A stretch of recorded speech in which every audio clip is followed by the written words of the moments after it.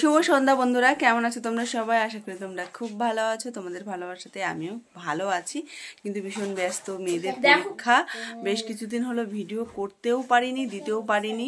Video করে রেখে দিয়েছি, তা সেই ভিডিওটা পোস্ট করার মতনও আমার কাছে সময় নেই যে আমি এডিট করব। তো যাই হোক, এখন বাজে সন্ধে 6:05 আর আজকে রবিবার। আজকে আমরা মাংস খাইনি, অনেক দিন পর এরকম হলো যে আমি রবিবার দিন মাংস খাইনি। আসলে নকুর ড্যাডি ছিল না বাড়ি, ওই নিমন্ত্রণ গেছিলো অনেকটা দূর একটা জায়গায়। তো আমরা একটু ডিমের ঝোলি ভাত খেয়েছি আর লাউয়ের তরকারি, বড়ি দিয়ে লাউয়ের তরকারি। তো যাই হোক, এখন হচ্ছে চা খাচ্ছি। তো চলো সবটা তোমাদেরকে দেখাই, আর কতটা ভিডিও করব জানি না, তো আজকে ভাবলাম একটু তো অন্তত করি। তো দেখো বন্ধুরা, বড় মেয়ে করে নিয়ে এসছে চা, আর এদিকে দেখো আমি ভাঁজ করে করে রেখে দিয়েছি।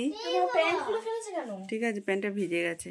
আর নকুর জামা কাপড় রাখে ওই কবার্ডে, আর এটা হচ্ছে ওর ড্যাডিরটা।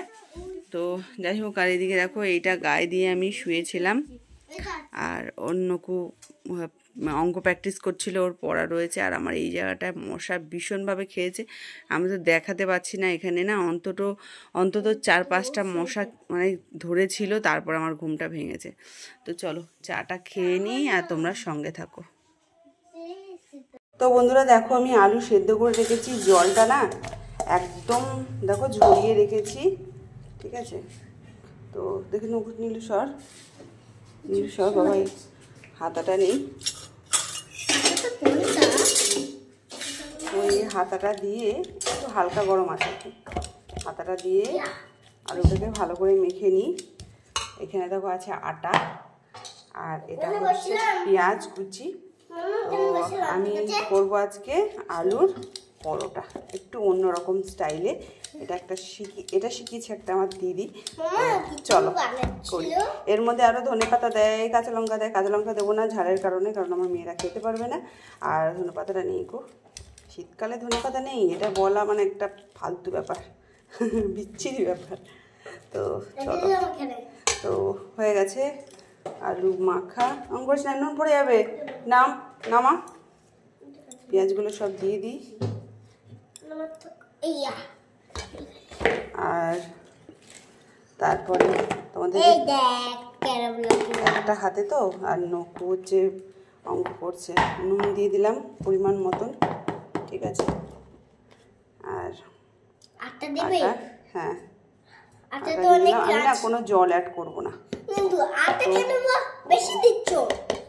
কোনো জল অ্যাড করবো না।